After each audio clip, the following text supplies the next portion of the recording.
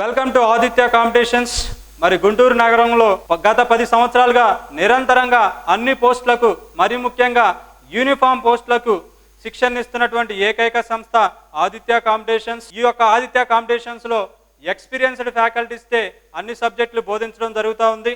మరి ముఖ్యంగా ఈ ఆన్లైన్ క్లాసులు అనేది ప్రతి ఒక్క విద్యార్థి చివరి వరకు కూడా చూసి మరి వీటిని సబ్స్క్రైబ్ చేసుకోవాలని కోరుతా ఉన్నాం. అంతేకాకుండా ఈ యొక్క వీడియోస్ని చూసి మరి అందరూ కూడా సద్వినియోగం చేసుకోవాలని మరీ ముఖ్యంగా కోరుతా ఉన్నాం. సో యాస్పిరెంట్స్ అందరికి కూడా all the best. This is Satish, polity faculty. ఈరోజు మనం 8th షెడ్యూల్, రాజ్యాంగంలోని 8వ షెడ్యూల్ మనకి అధికార భాషల గురించి తెలియజేస్తూ ఉంది. మరి మన భారత రాజ్యాంగం అమల్లోకి వచ్చినప్పుడు అంటే 1950 జనవరి 26న మరి భారత రాజ్యాంగంలో గుర్తించబడినటువంటి అధికార భాషల సంఖ్య 14. ఈ 14 ఏమిటి అంటే 1 అస్సామీ, 2 కాశ్మీరీ,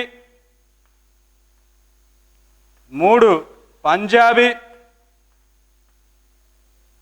4 మరాఠీ, 5 గుజరాతీ, 6 ఒడియా, 7 బెంగాలీ, 8 హిందీ, 9 ఉర్దూ, 10 సంస్కృతం, 11 తెలుగు, 12 తమిళం, 13 కన్నడ, 14 మలయాళం. భారత రాజ్యాంగం అమల్లోకి వచ్చినప్పుడు అంటే 1950 జనవరి 26వ తారీఖున భారత రాజ్యాంగంచే గుర్తించబడినటువంటి అధికార భాషల సంఖ్య 14. 1 అస్సామీ, 2 కాశ్మీరీ, 3 పంజాబీ, 4 మరాఠీ, 5 గుజరాతీ, 6 ఒడియా, 7 బెంగాలీ, 8 హిందీ, 9 ఉర్దూ, 10 సంస్కృతం, 11 తెలుగు, 12 తమిళం, 13 కన్నడ, 14 మలయాళం. అయితే ప్రస్తుతం భారత రాజ్యాంగంచే గుర్తించబడినటువంటి అధికార భాషల సంఖ్య 22. సో అవేంటియో చూద్దాం. 15వ భాషగా సింధీని గుర్తించారు. దీన్ని 21వ రాజ్యాంగ సవరణ చట్టం 1967 ద్వారా 8వ షెడ్యూల్లో యాడ్ చేయడం జరిగింది. 16, 17, 18 కొంకణి, మణిపురి, నేపాలి ఈ యొక్క 3 భాషలను కూడా 71వ రాజ్యాంగ సవరణ చట్టం 1992 ద్వారా భారత రాజ్యాంగంలో చేర్చడం జరిగింది. సో అలాగే 19వ భాషగా బోడో, 20వ భాషగా డోగ్రీ, 21వ భాషగా మైథిలి, 22వ భాషగా సంతాలి. ఈ బోడో లాంగ్వేజ్ అనేది అస్సాంలో మాట్లాడతారు. ఈ డోగ్రీ అనేది కాశ్మీర్లో మాట్లాడతారు. మైథిలి, సంతాలి ఈ 2 భాషలు కూడా బీహార్, జార్ఖండ్ ఈ ప్రాంతంలో మాట్లాడతారు. సో ఈ యొక్క 4 భాషల్ని 19వ భాషగా బోడో, 20వ భాషగా డోగ్రీ, 21వ భాషగా మైథిలి, 22వ భాషగా సంతాలి ఈ యొక్క 4 భాషలను కూడా 92వ రాజ్యాంగ సవరణ చట్టం 2003 ద్వారా ఈ యొక్క 4 భాషలను కూడా భారత రాజ్యాంగంలో చేర్చడం జరిగింది. అయితే 96వ రాజ్యాంగ సవరణ చట్టం 2011 ద్వారా ఒరియా భాష స్థానంలో ఒడియాని చేర్చారు. ఒరియా భాష స్థానంలో ఒడియాని చేర్చారు. సో మనం చెప్పుకున్నాం 15వ భాషగా సింధీని 21వ రాజ్యాంగ సవరణ చట్టం 1967 ద్వారా, 16వ భాష కొంకణి, 17వ భాష మణిపురి, 18వ భాష నేపాలి. వీటిని 71వ రాజ్యాంగ సవరణ చట్టం 1992 ద్వారా ఈ యొక్క రాజ్యాంగంలో చేర్చడం జరిగింది. అంతేకాకుండా 19వ భాషగా బోడో, 20వ భాషగా డోగ్రి, 21వ భాషగా మైథిలి, 22వ భాషగా సంతాలి. వీటిని 92వ రాజ్యాంగ సవరణ చట్టం 2003 ద్వారా మరి 8వ షెడ్యూల్లో జాయిన్ చేయడం జరిగింది. అంతేకాకుండా 96వ రాజ్యాంగ సవరణ చట్టం 2011 ద్వారా ఒరియా భాష స్థానంలో ఒడియాని చేర్చారు. ఒరియా స్థానంలో ఒడియాని చేర్చారు. అంటే 8వ షెడ్యూల్లో ఏవైనా మార్పులు చేర్పులు చేయాలన్నా లేదా ఏదైనా సరే ఒక కొత్త భాషని మరి ఈ యొక్క 8వ షెడ్యూల్లో యాడ్ చేయాలన్నా సరే ప్రత్యేక రాజ్యాంగ సవరణ అనేది 8వ షెడ్యూల్కి చేయాలి. అయితే మరి 8వ షెడ్యూల్లో అధికార భాషగా గుర్తించినప్పటికీ మరి ఏ రాష్ట్రం కూడా అధికార భాష హోదా కల్పించినటువంటి భాషలు 2 ఉన్నాయి. అవి ఏంటియో చూద్దాం. 8వ షెడ్యూల్లో గుర్తించినప్పటికీ మరి ఏ రాష్ట్రం కూడా అధికార భాష హోదా కల్పించినటువంటి భాషలు 2 ఉన్నాయి. ఒకటి సింధీ, 2 సంస్కృతం. ఈ 2 భాషలు కూడా ఏ రాష్ట్రం కూడా అధికార భాష హోదా కల్పించలేదు.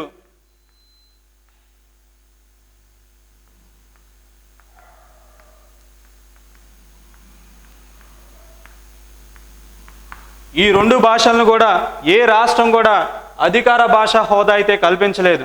అయితే 8వ షెడ్యూల్లో లేనప్పటికీ 8వ షెడ్యూల్లో అధికార భాషగా గుర్తించనప్పటికీ కూడా మరి ఒక లాంగ్వేజ్ని ఒక భాషని అధికార భాషగా ఉపయోగిస్తున్నటువంటి రాష్ట్రాలు ఏంటి?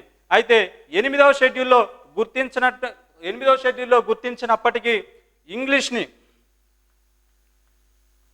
ఇంగ్లీష్ని అధికార భాషగా రాష్ట్ర అధికార భాషగా ఉపయోగిస్తున్నటువంటి రాష్ట్రాలు 3 ఉన్నాయి. ఒకటి నాగాలాండ్, 2 మేఘాలయ, 3 అరుణాచల్ ప్రదేశ్.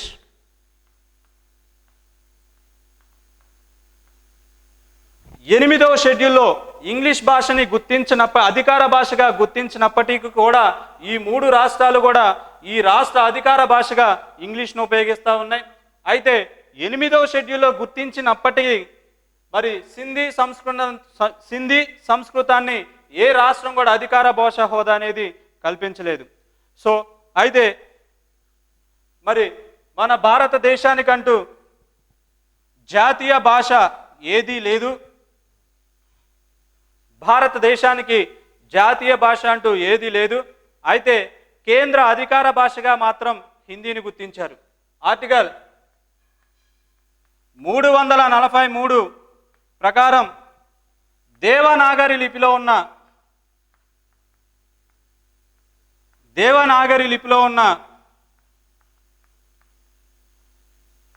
హిందీని కేంద్ర అధికార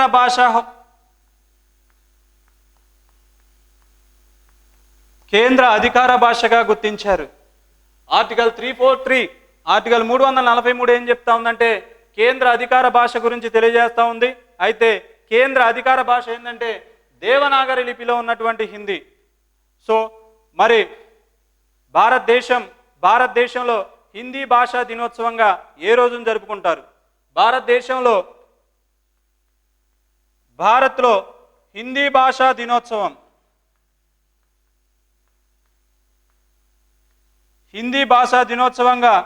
సెప్టెంబర్ 14ను జరుపుకుంటారు. అదే ప్రపంచంలో హిందీ భాషా దినోత్సవంగా జనవరి 10వ తారీఖున జరుపుకుంటారు. ప్రపంచ మాతృభాషల దినోత్సవం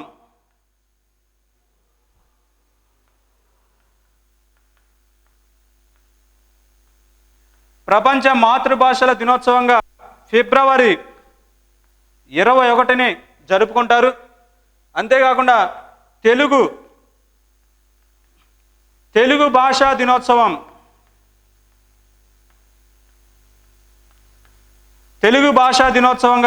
ఆగస్ట్ 29ని జరుపుకుంటారు. ఆగస్ట్ 29ని జరుపుకుంటారు. ఆర్టికల్ 343 దేవనాగరి లిపిలో ఉన్నటువంటి హిందీని కేంద్ర అధికార భాషగా ప్రకటించారు. భారత్లో హిందీ భాషా దినోత్సవంగా సెప్టెంబర్ 14ను జరుపుకుంటారు. ప్రపంచంలో హిందీ భాషా దినోత్సవంగా జనవరి 10ని జరుపుకుంటారు. ప్రపంచ మాతృభాషల దినోత్సవంగా ఫిబ్రవరి 21న జరుపుకుంటారు. తెలుగు భాషా దినోత్సవం ఆగస్ట్ 29వ తారీఖున జరుపుకుంటారు.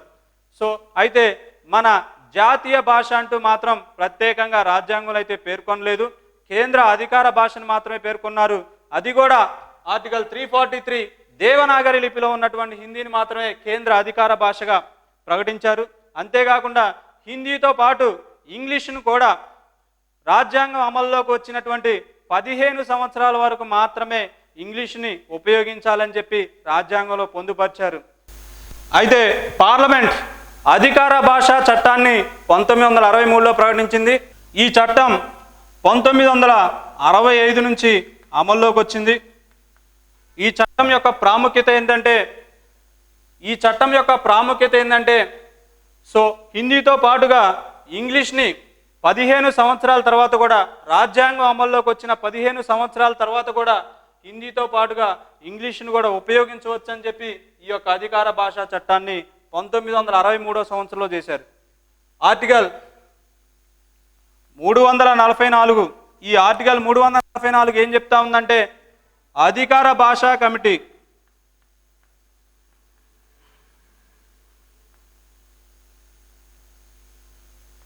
అధికార భాషల కమిటీ గురించి తెలియజేస్తూ ఉంది. మరి మొట్టమొదటిసారిగా ఈ అధికార భాషల కమిటీని ఎప్పుడు ఏర్పాటు చేశారంటే 1955వ సంవత్సరంలో ఏర్పాటు చేశారు. ఈ అధికార భాషల కమిటీకి ఒక చైర్మన్, 22 మంది సభ్యులు ఉంటారు. మరి చైర్మన్గా బీజీ కేర్ అని ఆయన్ను నియమించారు. ఈ యొక్క 22 మంది సభ్యులు కూడా భారత రాజ్యాంగం గుర్తించినటువంటి 22 అధికార భాషలకు సంబంధించినటువంటి ప్రతినిధులు వీళ్ళు. సో ఈ అధికార భాషా కమిటీ తన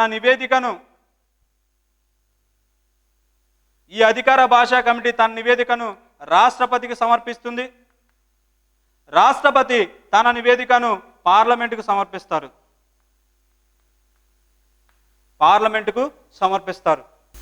ఆర్టికల్ 345 రాష్ట్ర అధికార భాష గురించి తెలియజేస్తా ఉంది.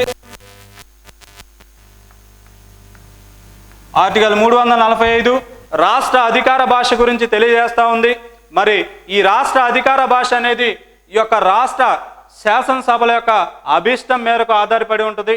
ఆ రాష్ట్ర శాసనసభ ఏ భాషనైతే అధికార భాషగా ప్రకటిస్తుందో ఆ రాష్ట్రానికి ఆ భాష అనేది అధికార భాషగా ఉంటుంది. సో ఆర్టికల్ 345 రాష్ట్ర అధికార భాష గురించి తెలియజేస్తా ఉంది. ఈ రాష్ట్ర అధికార భాష అనేది రాష్ట్ర శాసనసభల అభిష్టం మేరకు ఆధారపడి ఉంటుంది. ఆర్టికల్ 347 ఒక రాష్ట్రంలో ఆల్రెడీ అధికార భాషని గుర్తించినప్పటికీ ఆ రాష్ట్రంలో ఉన్నటువంటి ప్రజలు కొంతమంది సో తాము మాట్లాడేటువంటి భాషను కూడా అధికార భాషగా గుర్తించమని రాష్ట్రపతిని కోరవచ్చు అని చెప్పి ఈ ఆర్టికల్ 347 తెలియజేస్తూ ఉంది. ఆర్టికల్ 347 ఏం తెలియజేస్తూ ఉందంటే ఆల్రెడీ రాష్ట్ర ప్రభుత్వం ఒక అధికార భాషని గుర్తించినప్పటికీ మరి అందులో ఆ రాష్ట్రంలో ఉన్నటువంటి ప్రజలు మాట్లాడేటువంటి మరొక భాషను కూడా అధికార భాషగా గుర్తించమని రాష్ట్రపతిని కోరవచ్చు అని చెప్పి ఆర్టికల్ 347 తెలియజేస్తూ ఉంది. ఆర్టికల్ 348 సుప్రీంకోర్టు, హైకోర్టు,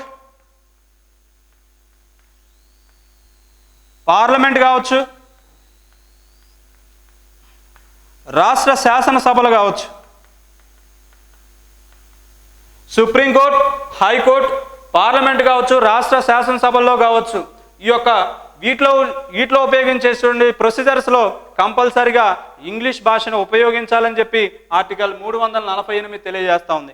అయితే ఇంగ్లీష్ని ఎప్పటి వరకు ఉపయోగించాలంటే పార్లమెంట్ చట్టం చేసే వరకు కూడా ఇంగ్లీష్ని కొనసాగించాలని చెప్పి ఈ ఆర్టికల్ 348 తెలియజేస్తూ ఉంది. ఆర్టికల్ 350 ఆర్టికల్ 350 ప్రజలు తమ సమస్యలను ప్రభుత్వానికి తమ మాతృభాషలో విన్నవించడం గురించి ఈ ఆర్టికల్ 350 తెలియజేస్తూ ఉంది. ఆర్టికల్ 350 ఈ ఆర్టికల్ 350 ఆర్టికల్ 350 ఇది 7వ రాజ్యాంగ సవరణ చట్టం 1956 ద్వారా భారత రాజ్యాంగంలో చేర్చడం జరిగింది. ప్రాథమిక విద్యని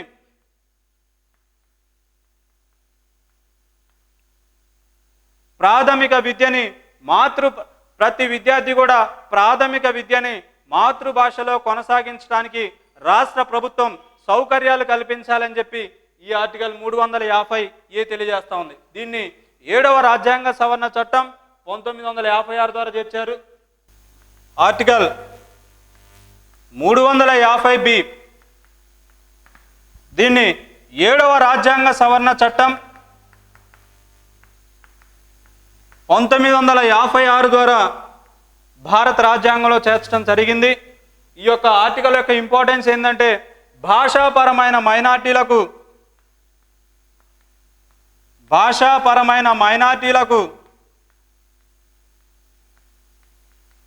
ప్రత్యేక అధికారిని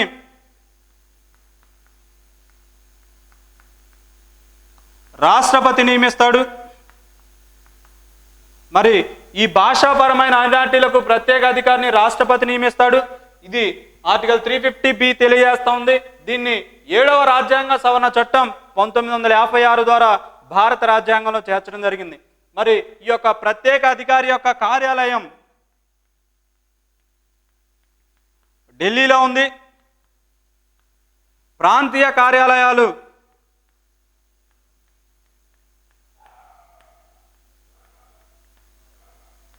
కలకత్తా, బెల్గాం, చెన్నైలో ఉన్నాయి. ప్రాంతీయ కార్యాలయాలు కలకత్తా, బెల్గాం, చెన్నైలో ఉన్నాయి. ఆర్టికల్ 351 ఏం తెలియజేస్తూ ఉందంటే హిందీ భాషా అభివృద్ధి కోసం కేంద్రం తగిన చర్యలు తీసుకోవాలని చెప్పి ఆర్టికల్ 351 తెలియజేస్తూ ఉంది. అంతేకాకుండా ఆర్టికల్ 394 సబ్ క్లాస్ ఏ దీన్ని 58వ రాజ్యాంగ సవరణ చట్టం 1987 ద్వారా భారత రాజ్యాంగంలో చేర్చడం జరిగింది. ఈ యొక్క ఆర్టికల్ యొక్క ఇంపార్టెన్స్ ఏంటంటే భారత రాజ్యాంగాన్ని ఇంగ్లీష్లో రచించారు. ఈ యొక్క రాజ్యాంగాన్ని హిందీలోకి తర్జుమా చేయాలంటే రాష్ట్రపతి యొక్క అనుమతి కావాలి. రాష్ట్రపతి అనుమతి మేరకు మాత్రమే ఈ యొక్క రాజ్యాంగాన్ని హిందీలోకి తర్జుమా చేయడం జరుగుతూ ఉంది. సో నెక్స్ట్ పాయింట్, ప్రాచీన భాషా హోదా.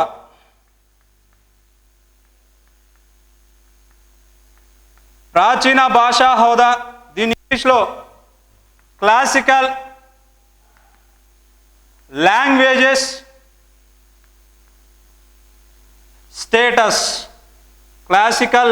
స్టేటస్ అంటారు. మరి భారతదేశంలో మొదటి ప్రాచీన భాషగా ఏ భాషను గుర్తించారు? 2004వ సంవత్సరం మొట్టమొదటిసారిగా భారతదేశంలో తమిళ భాషకి ప్రాచీన హోదా కల్పించారు. 2005వ సంవత్సరంలో సంస్కృతానికి ప్రాచీన భాషా హోదా కల్పించారు. 2008వ సంవత్సరంలో తెలుగు భాషకు ప్రాచీన భాషా హోదా కల్పించారు. 2008వ సంవత్సరంలోనే కన్నడ భాషకు కూడా ప్రాచీన హోదా కల్పించారు. 2013వ సంవత్సరంలో మరాఠీ భాషకు దీనికి ప్రాచీన భాషా హోదా కల్పించారు. 2014వ సంవత్సరంలో ఒడియాకి ప్రాచీన భాషా హోదా కల్పించారు. ఒడియాకి ప్రాచీన భాషా హోదా కల్పించారు. ప్రాచీన భాషా హోదా క్లాసికల్ లాంగ్వేజెస్ స్టేటస్, ఇంగ్లీష్లో క్లాసికల్ లాంగ్వేజ్ స్టేటస్ అంటారు. అయితే 2004 సంవత్సరంలో తమిళ భాషకు ప్రాచీన భాషా హోదా కల్పించారు.